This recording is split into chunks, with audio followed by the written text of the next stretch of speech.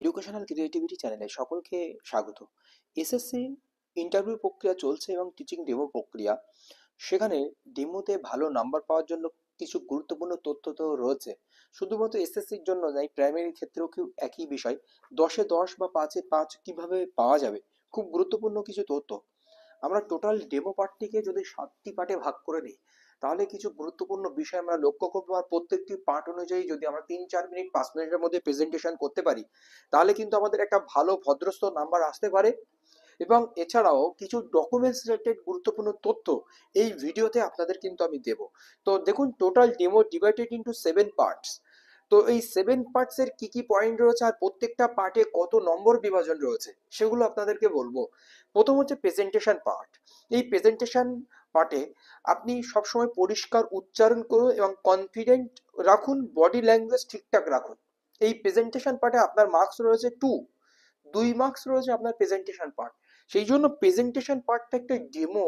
প্রথম দিকেই যে প্রেজেন্টেশন পার্টটা রয়েছে, উপস্থাপন পার্টটা খুব গুরুত্বপূর্ণ একটি ভাইটাল বিষয়। সেখানে পরিষ্কার উচ্চারণ, বডি ল্যাঙ্গুয়েজ বা আপনার কনফিডেন্টই ঠিকঠাক রাখতে হবে। এরপর হচ্ছে কন্টেন্ট মাস্টারি।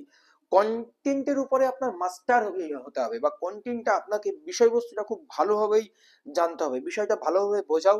ভুল তথ্য দেওয়া যাবে না, কোনো পরিস্থিতিতে আপনি ভুল তথ্য প্রদর্শন করবেন না। আপনি জানবেন না, অল্প বলবেন। 10টি উদাহরণের জায়গায় আপনি 7টি উদাহরণ দেবেন, কিন্তু ভুল উদাহরণ বা ভুল বিষয়টি উপস্থাপন করবেন না। সেখানে রয়েছে 3 নম্বর। কন্টেন্ট মাস্টারির উপরে সবচেয়ে বেশি নম্বর রয়েছে 3 নাম্বার। তাহলে চলে গেল 3, 2, 5 নাম্বার। এরপরে আমরা চলে আসি টিচিং মেথড। কোনো একটা জিনিস শেখার জন্য বিভিন্ন ওয়ে থাকে, টেকনিক থাকে, মেথড থাকে। সেই টেকনিক আর মেথড দুটি ভিন্ন বিষয় হলেও মেথডটি এর মধ্যে সবচেয়ে গুরুত্বপূর্ণ। কোন পদ্ধতিতে আপনি শিখন প্রক্রিয়াটি এগিয়ে নিয়ে যাবেন। কোশ্চেনিং, এক্সাম্পল, কোনো কিছু কোশ্চেন করুন, প্রশ্ন উৎসাহিত করুন, প্রশ্ন করার উৎসাহ করা জাগান। এক্সাম্পল, উদাহরণ দিন। স্টুডেন্ট ইনভলভমেন্ট, স্টুডেন্টকে ইনভলভমেন্ট করুন। এর জন্য রয়েছে 2 মার্কস। তো এই যে বিষয়গুলো মোট রয়েছে, এই সবগুলো বিষয় মিলে মানে কোশ্চেনিং, এক্সাম্পল বা স্টুডেন্ট ইনভলভমেন্ট, এইগুলো করার জন্য আপনার টিচিং মেথড অ্যাপ্লাই করতে হবে খুব ভালো ভালো করে। বোর্ড ওয়ার্ক, এরপর হচ্ছে বোর্ড ওয়ার্ক। খুবই গুরুত্বপূর্ণ একটি বিষয় হচ্ছে বোর্ড ওয়ার্ক। তো বোর্ড ওয়ার্ক কেন আমরা গুরুত্বপূর্ণ বলবো, কারণ এখানে, কারণ একটা ক্লাসে আপনি সমস্ত কাজকর্ম করছেন, কিন্তু বোর্ডের দিকে ফোকাস রাখতে হয়। প্রথম থেকে শেষ পর্যন্ত বোর্ডের ওয়ার্ক খুব ভাইটাল জিনিস। সেখানে নিট অ্যান্ড ক্লিন লেখা, পরিষ্কার পরিচ্ছন্ন, spelling error free, spelling error free রাখতে হবে, ভুল মুক্ত রাখতে হবে। স্ট্রাকচার, লেখার স্ট্রাকচার, গঠন প্রণালী, বড় বড় করে লেখা, দুটি ওয়ার্ডের মধ্যে মধ্যে ফাঁকা রাখা, দুটি বর্ণের মধ্যে ফাঁকা রাখা, দুটি লাইনের মধ্যে যে স্পেস রাখা, সেই স্ট্রাকচারটা লক্ষ্য করা। আর বোর্ডে সবসময় লেখার সময় অবশ্যই আপনারা বোর্ডে যেটা লিখছেন সেটা অবশ্যই সম্পূর্ণ পিছন ফিরে লিখবেন না। আপনারা চেষ্টা করবেন 45 ডিগ্রি অ্যাঙ্গেলে বা 60 ডিগ্রি অ্যাঙ্গেলে আপনারা লেখার চেষ্টা করবেন, এবং যেটি লিখবেন মুখে অবশ্যই সরবে উচ্চারণ করবেন। সরব পাঠ মানে জোরে জোরে উচ্চারণ করা হয়, খুব গুরুত্বপূর্ণ, কিন্তু যেটি প্রত্যেকটা স্টুডেন্টের কানে পৌঁছায়। এরপরে হচ্ছে কনক্লুশন অ্যান্ড সামারি। কনক্লুশন, কোনো কিছুর সিদ্ধান্ত টানা, এবং সামারি, কোনো কিছুর সারাংশ ইউজ করা, সেটা যেন স্পষ্ট হয় এবং সময়ের মধ্যে আপনি টানতে পারেন। এই 6টি পার্টে আপনি আপনার ডেমো, টিচিং ডেমোকে ভাগ করে নিন। এরপরে যে বিষয় রয়েছে ওভারঅল ইমপ্রেশন। ওভারঅল ইমপ্রেশন বলতে আপনি যে প্রত্যেকটি, এখানে 1 নম্বর রয়েছে, এখানে 1 নম্বর রয়েছে।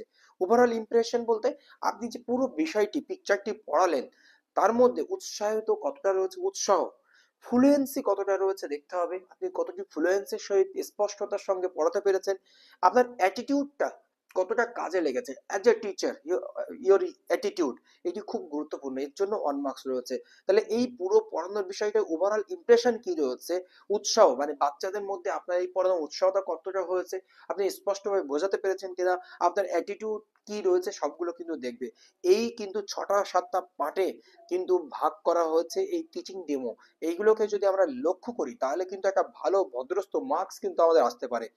এরপরে চলুন, এটা প্রাইমারি বা এসএসসির ক্ষেত্রে, প্রত্যেকটি টিচিং ডেমোর ক্ষেত্রে এই যে পার্টগুলো ভাগ করে দিলাম, আপনারা যদি এগুলো ভাগ করে নেন, খুব গুরুত্বপূর্ণ হয়ে যায়।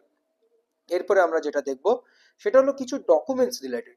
কি কি ডকুমেন্টস নিয়ে যেতে হচ্ছে, original documents are xerox copy কি কি আপনাকে নিয়ে যেতে হচ্ছে, এগুলো আগে আমি আপনাদেরকে শেয়ার করেছি ফেসবুক বা বিভিন্ন জায়গায়। তো আরো একবার আপনারা দেখে নেন।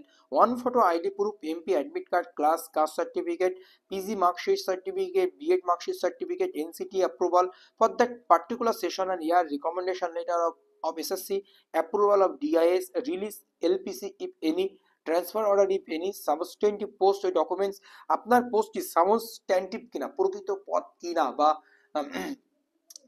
প্রকৃত পদ কিনা বা অ্যাপ্রুভ পদ কিনা সেটা, last pay slip, experience certificate from school, school থেকে এক্সপিরিয়েন্স সার্টিফিকেট যদি থেকে থাকে, জেরক্স কপি, সমস্ত যে কপিগুলোর কথা বলা হয়েছে সেই কপিগুলো 2 কপি, কোনোটা 2 copy, application form, on photo ID proof, MP update, class caste certificate, PG marksheet, BEd marksheet, NCT approval for that particular session এবং recommendation letter for FC approval of SSG ইত্যাদি। এই ডকুমেন্টসগুলো আপনাকে কিন্তু নিয়ে যেতে হবে।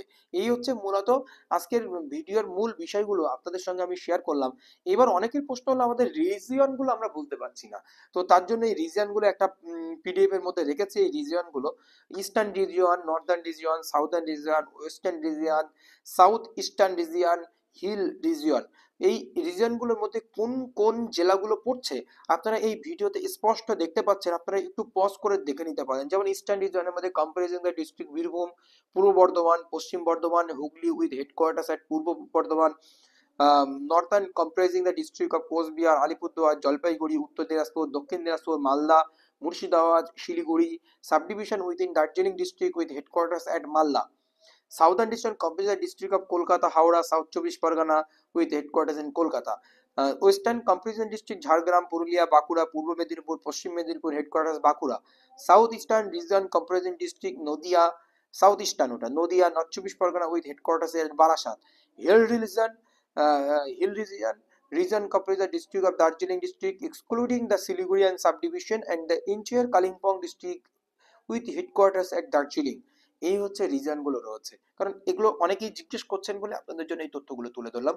ধন্যবাদ।